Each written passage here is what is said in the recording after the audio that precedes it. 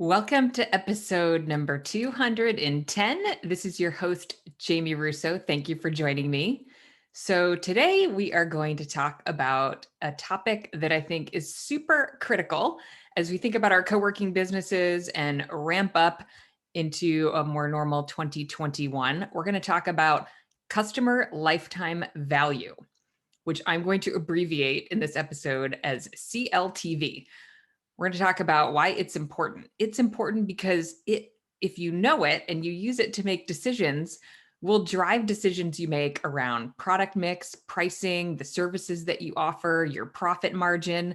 So you want to know this number, and it doesn't have to drive every single decision because we make some decisions in our businesses that are not profit based, but you want to know what it is so that you can use it to drive some important decisions. And on today's episode, we're going to talk about 3 decisions a co-working space operator can make with customer lifetime value data. Before we jump in, if you're working on opening a co-working space, I want to invite you to join my free masterclass, 3 behind-the-scenes secrets to opening a co-working space. If you're starting your first space, I want to share with you 3 decisions that I've seen over the years that successful operators make when they're designing their business. So the fundamental decisions they make before they launch.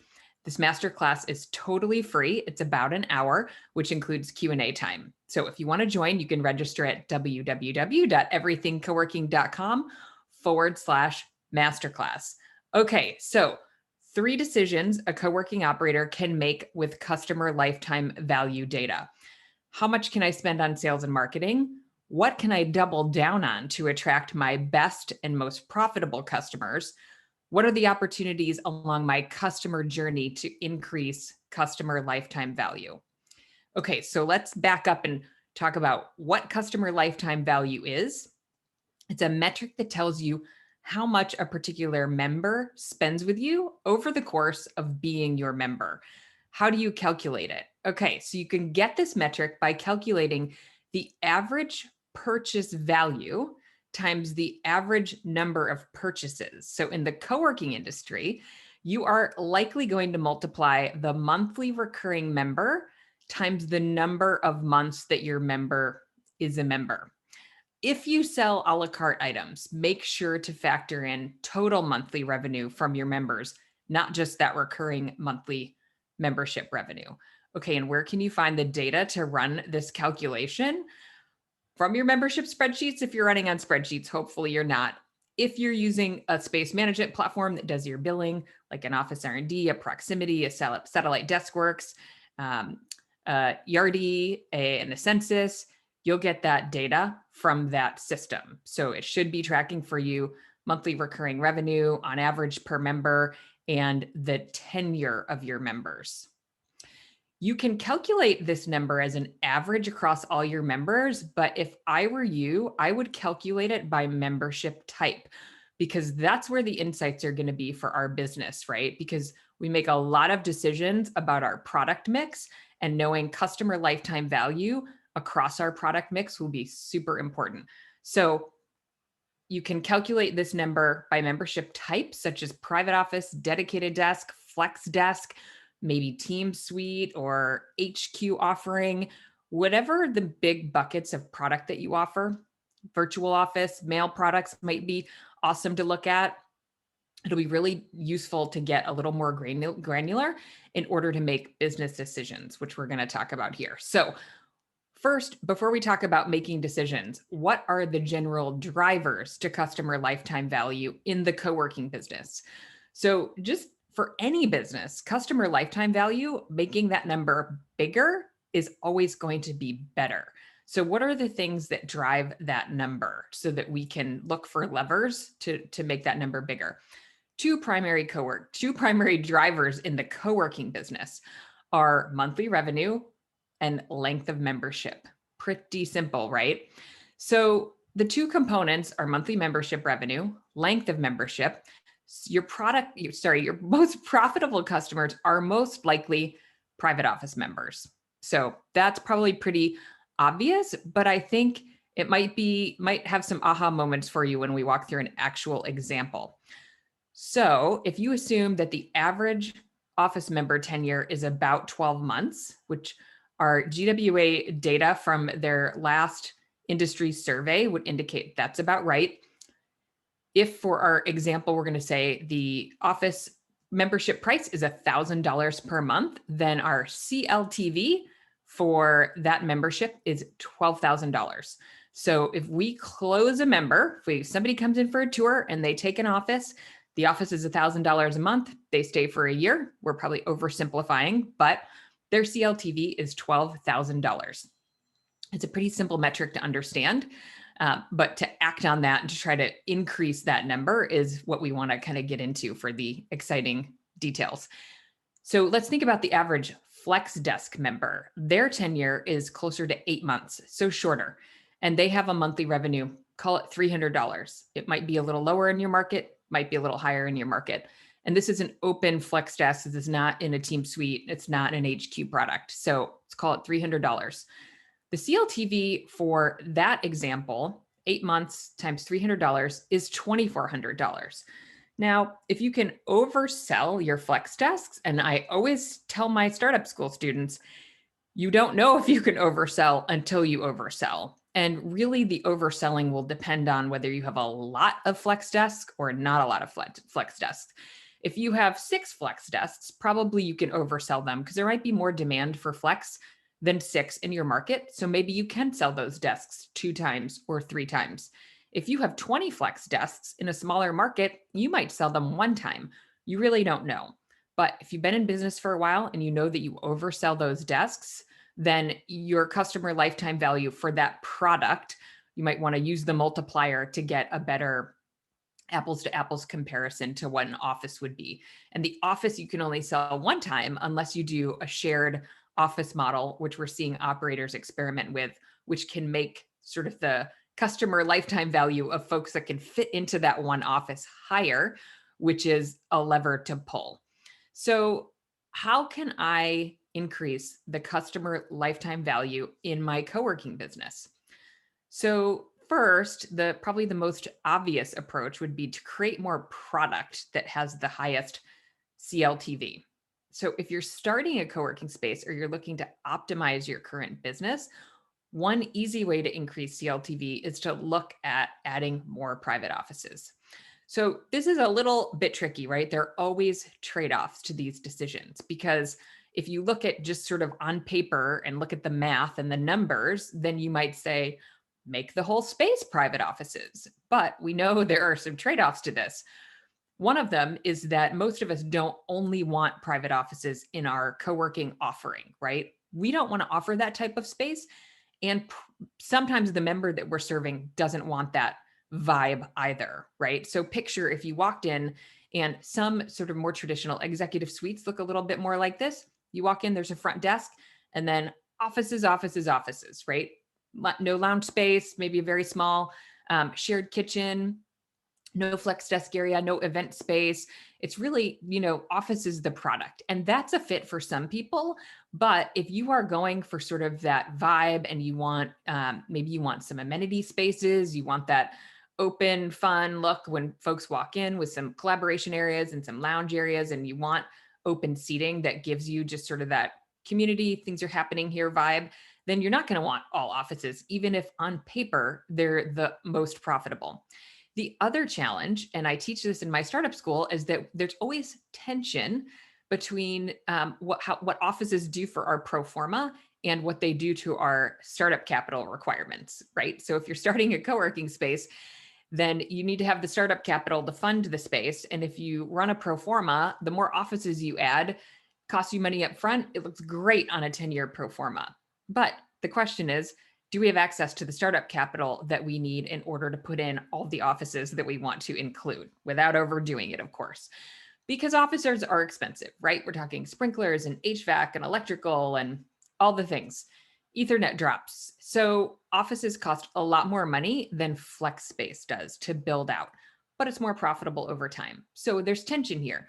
But if you understand your CLTV, then it's going to help you make those decisions and make those trade-offs. So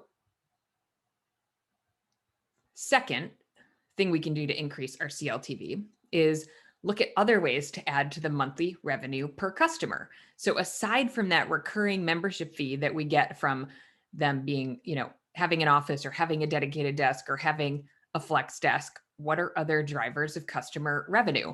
And this is where we really see folks inch up their margin. And that margin comes from increasing the CLTV, right? So I see some of the most successful co-working spaces really focusing on their mail product, their virtual office product, VA services, marketing their meeting rooms, other services like phone answering.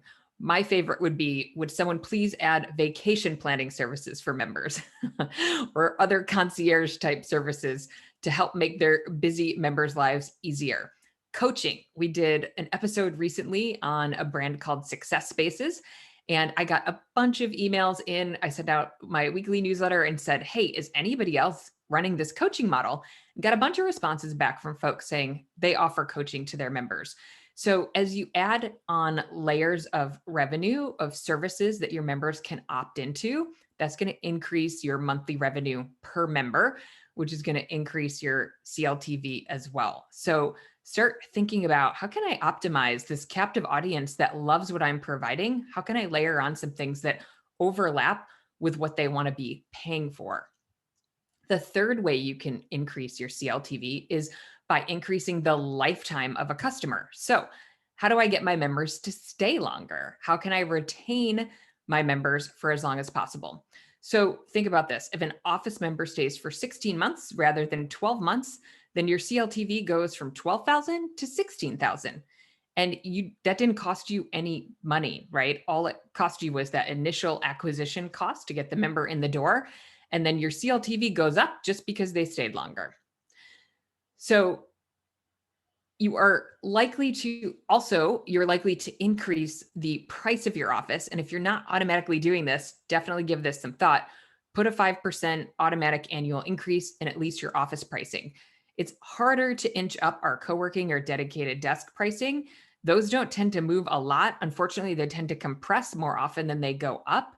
But that office price, you can absolutely work in a cost of inflation, cost of doing business increase once a year. And so that's going to increase your CLTV as well. If the member stays longer, they're going to go through an increase, their price is going to increase, and they're going to stay longer. So you're multiplying both sides of that equation. So let's dive into how you can use CLTV as a metric in your co-working business. So the first way is you can use it to determine how much to spend on your customer acquisition costs or your sales and marketing. So I want you to think about this. If you have an office open that's priced at $1,000 a month and your average office member stays for 12 months, again, our CLTV for that office member is $12,000. If you spend $500 in Google ads to market your office to the next office member, there's a simple calculation here, $12,000, which is our lifetime value, minus $500, which is what it costs to acquire that customer, is $11,500. This calculation is super simplified, oversimplified. If you're paying for an ads manager or paying a community manager or a sales manager to kind of manage leads and give tours, and there are other costs, that go into this, but those are pretty fixed costs, although they can still be allocated to the profit and the margin of a new customer.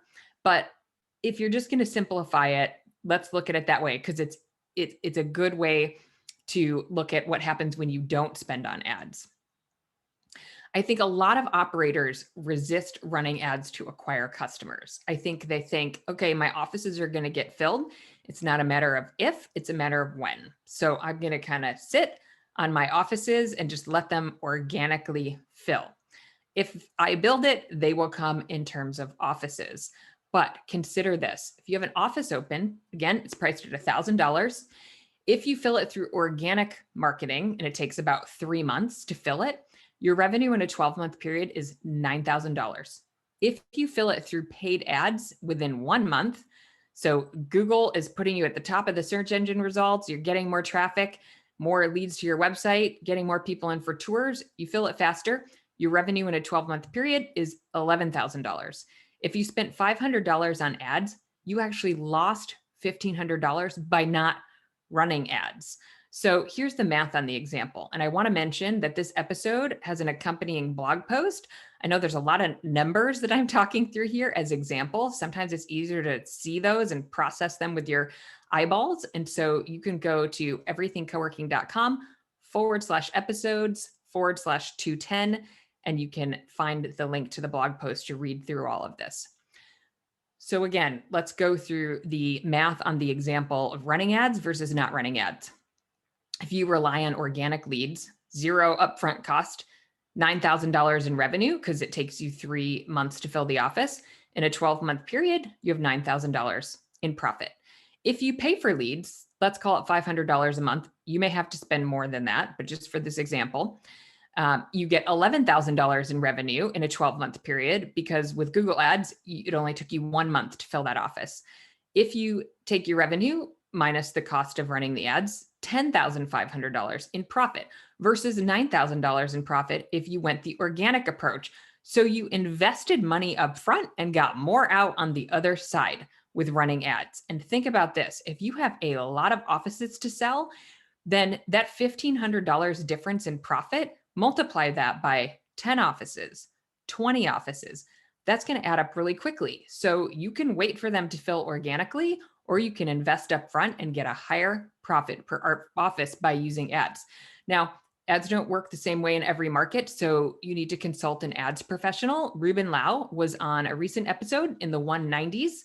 I don't remember exactly which episode it was, but if you search the podcast player or search your Apple Podcasts or wherever you listen, you can find him. He is an amazing resource and can tell you what Google Ads will do for you in your market. But if you're opening or you're already opening, you're expanding, or you're not filling offices within 30 days, you want to consider running some ads to make that turn go faster. Okay, what else can you use your CLTV data to do? You can use it to determine what you can double down on to attract your best customers, which, just for the sake of this discussion, your best customers have the highest CLTV.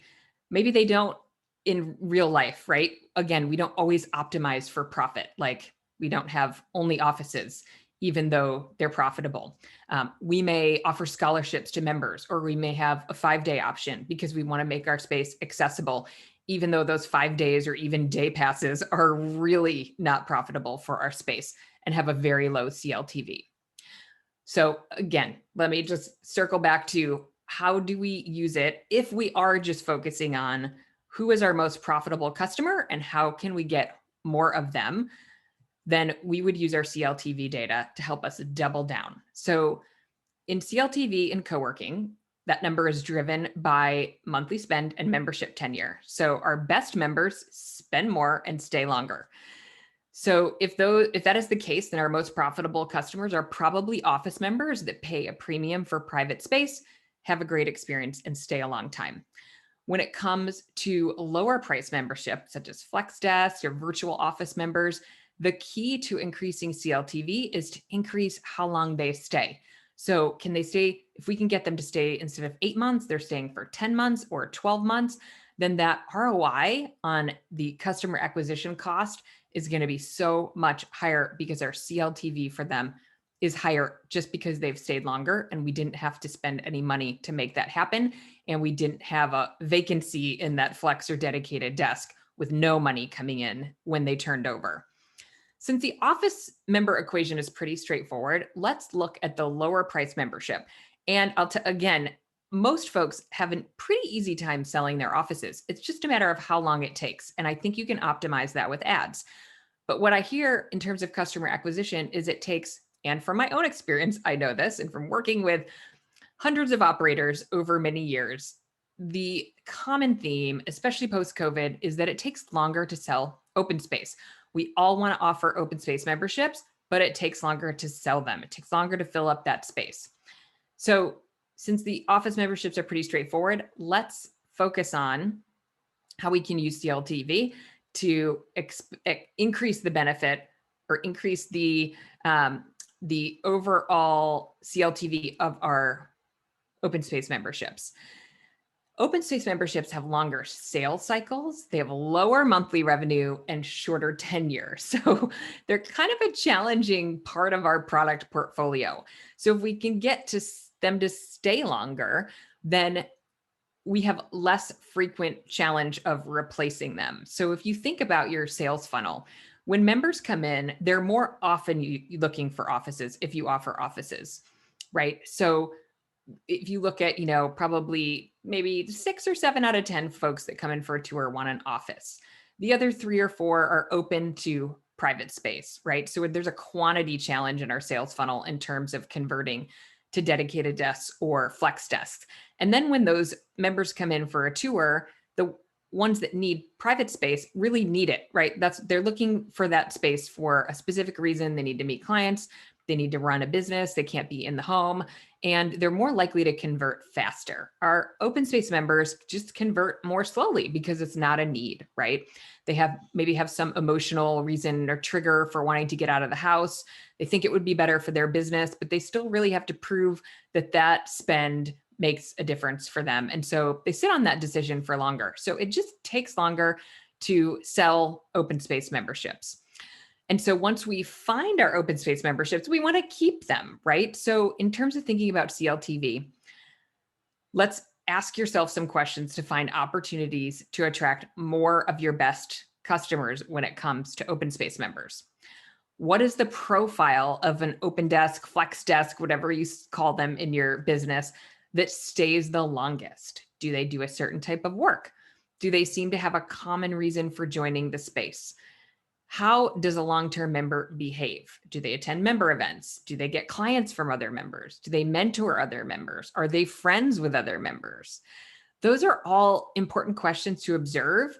Maybe you can't find a theme, but maybe there is one. And maybe you can sort of understand kind of what that mindset is of that person. Maybe they don't all do a certain type of work, or maybe they do, and you could attract more of them. Maybe it's something really simple. I have a member of my flight group who's in the Texas area, and she gets a lot of members from a private high school nearby.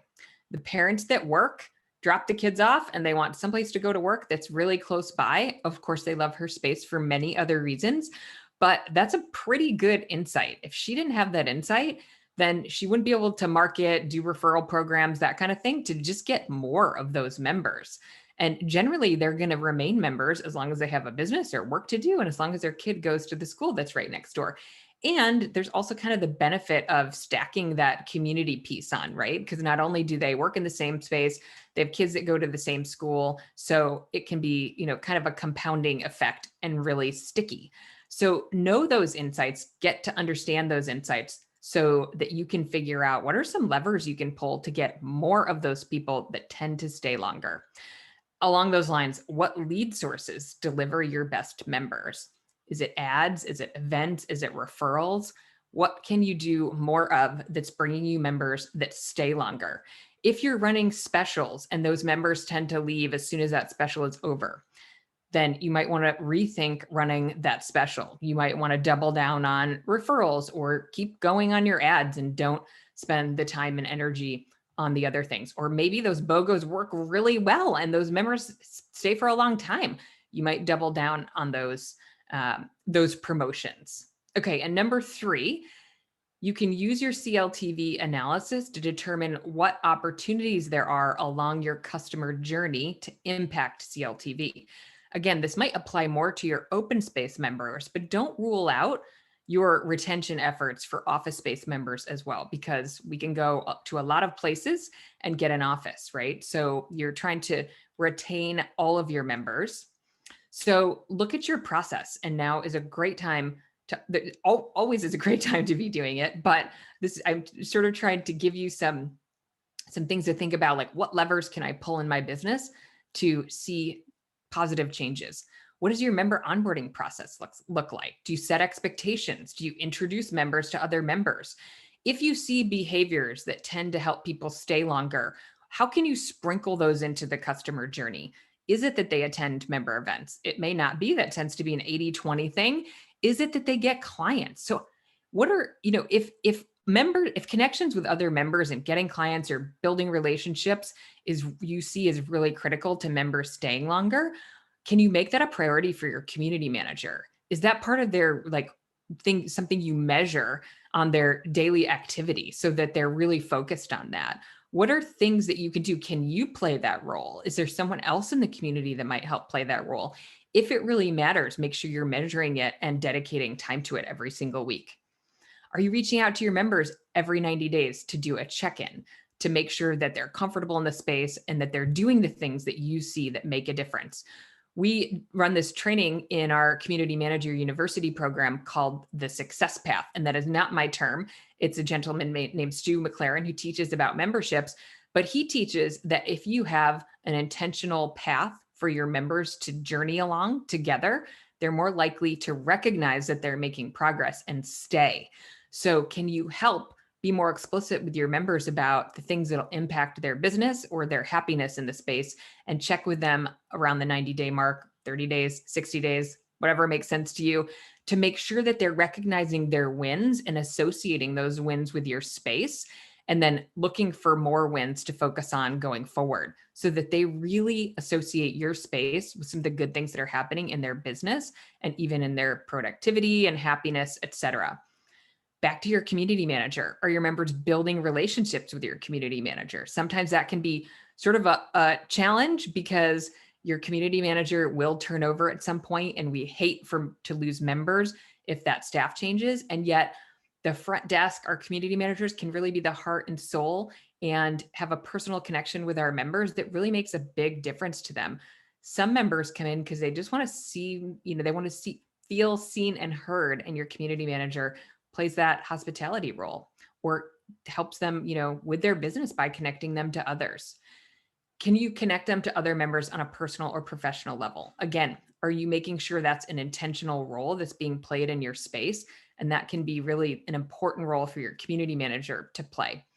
Are your members attending networking events that you host? Are you hosting the right events for them?